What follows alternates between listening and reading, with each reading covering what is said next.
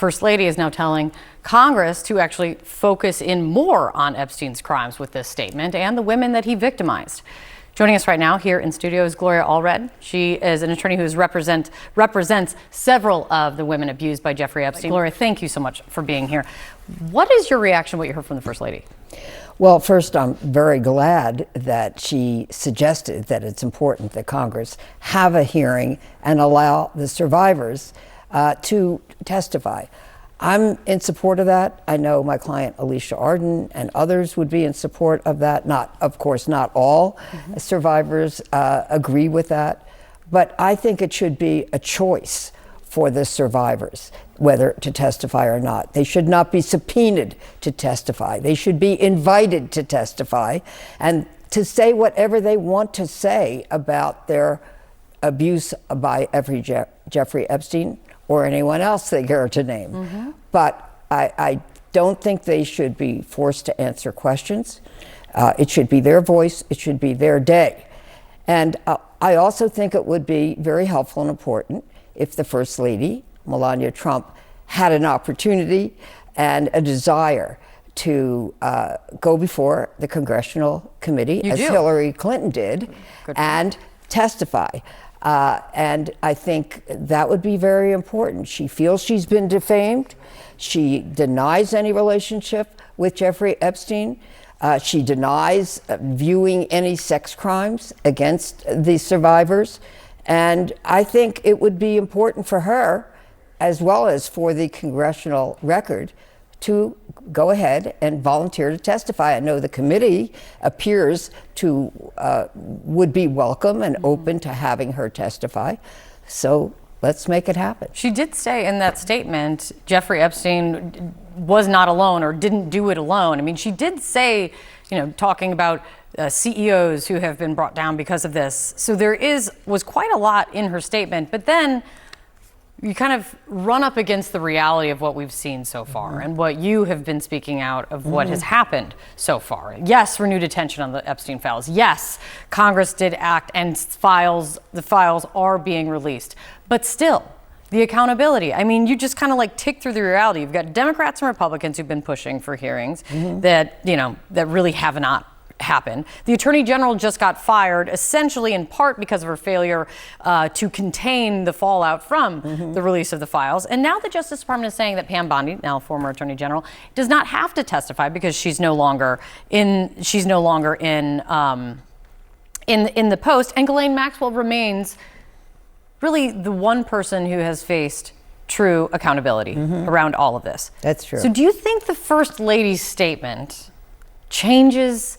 is a change moment, or hope will be lost?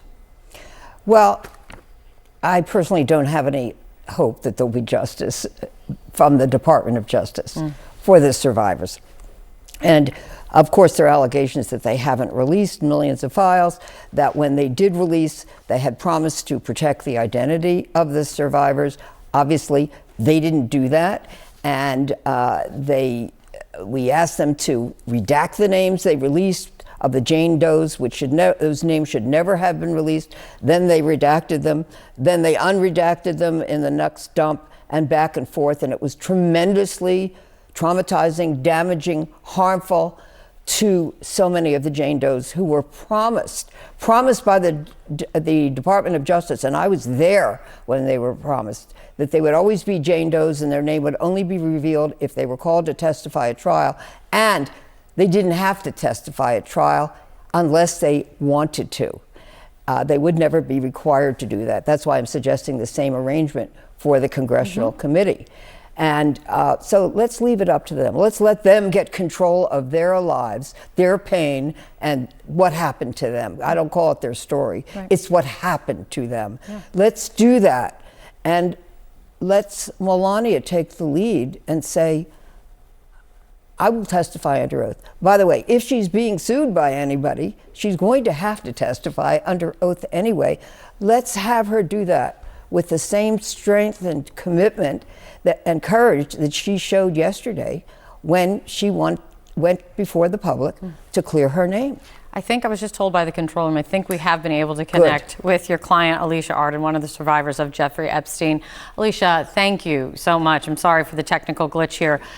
I want to get, where is your head and your heart when you, this morning, in hearing this statement from the First Lady, from the White House?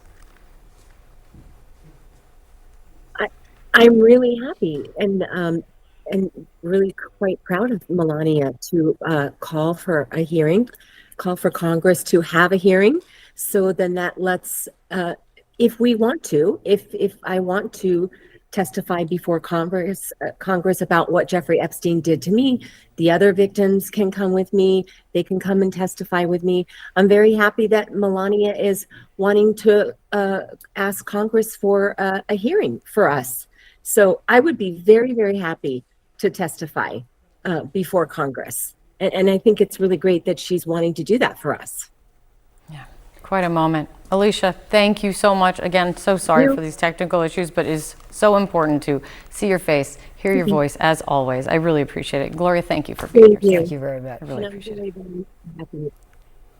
A group of survivors then put out a statement saying that the First Lady was shifting the burden to them. They wrote in part, survivors of Jeffrey Epstein have already shown extraordinary courage by coming forward, filing reports and giving testimony. Asking more of them now is a deflection of responsibility, not justice. One survivor told CNN she is ready, though, to take the First Lady up on her offer. But she said that she'd like the opportunity to have the survivors testify under oath. No one's ever given us that. No one's ever said that before. What she also said was that the testimony would be sworn into congressional record. I think that's huge because what we're saying has to be taken seriously if it's sworn into congressional record. This is the first powerful woman, and she has a lot of power, coming forward and saying, I'm going to do something. This is what should happen. What I say is, okay, let's call your bluff. Joining me now in the group chat, Elliot Williams, CNN legal analyst and former federal prosecutor, Noel King and co-host and editorial director for the Today Explained podcast, and Zolan Kano-Youngs, CNN political analyst and White House correspondent for the New York Times. So this is not how I expected to end the week, given that we started the week with a threat against Iran's entire civilization. Mm-hmm. But here we are, and it was a politically vulnerable moment for the White House. They're in the middle of these negotiations with Iran. The inflation report is coming out today, probably not going to be ideal given fuel costs. And yet somehow the First Lady came out and made this statement. What was the reaction from the press corps? It was shocking. You know, we really didn't see this coming. No. I mean, we knew that there was going to be a press conference yesterday, but there was almost we were trying to report out what the actual topic would be. By the time the First Lady walked away from the podium, all the reporters at the press conference in unison were pretty much shouting, why now? Why now for this kind of defensive press conference that you would typically see almost after a story is published, linking a subject to a polarizing subject like this. And she was slamming false smears. And we should note that she has successfully, or the Trumps have, filed suit against news organizations, against book authors. So they have always wanted to be in front of this. This is so far in front, however, that Democrats didn't even know it was coming. I just want to play a few clips for you.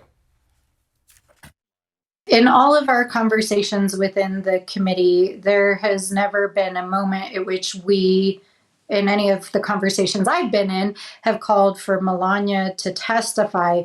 Honestly, if she wants to clear her name, she should come testify before a committee herself under oath. Because it's clear that that's what she was trying to do. What did she know? Did she know about any young girls being abused? Did she know of other men talking about the rape and abuse of these young girls? She has relevant information. If she didn't have relevant information, how could she say that Epstein was not acting alone? So the president has always denied wrongdoing. He has always said that he cut ties with Epstein before these allegations came to light. But with the documents coming out there has been increasing pressure on the social circle, literally anyone who knew Epstein, right? What's the state of play with the Justice Department? I don't know. That's the thing. What do you mean you don't know? Todd Blanche is now in charge. He's the last time he spoke to anyone related to Epstein, Ghislaine Maxwell, she ended up in a minimum security prison. Absolutely. There is the Todd Blanche angle to this, but it's just hard to know because it's so inconsistent and incoherent what's coming out of the White House and the Justice Department here. I think the one thing that has happened right now is that the First Lady has brought more attention to this issue. Now, that's a good thing, certainly for the survivors, but not for the White House that I think wants to move on. If you think about if folks have heard the term Streisand effect, that simply by trying to suppress something, you make it more popular. If I say to you, please don't look at my pocket square right now, the first thing you do is look right here. Well played, because it's a nice one. It's today. A nice pocket square, but that's sort of what the First Lady did yesterday. She has now brought this right back into the spotlight, which I think puts the Justice Department in a very tough spot, but also the White House. And then speaking of look over here tactics, here are the amount of Truth Social posts the president put out in the aftermath of this statement about a variety of, frankly, very important topics. But I think that it was pretty clear that there was a sense of like, this is the most important thing. This is the most important thing. He doesn't appear to have known what she planned to do yesterday, which is super interesting, right?